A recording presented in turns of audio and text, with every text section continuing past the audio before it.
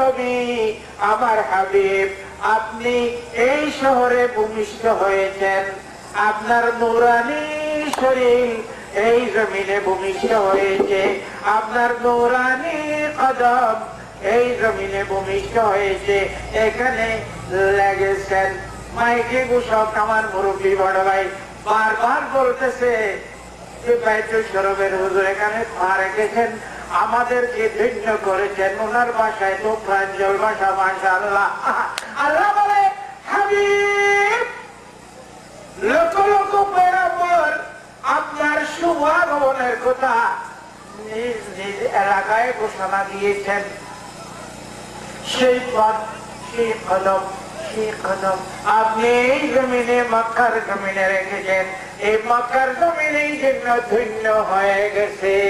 আল্লাহু আকবার।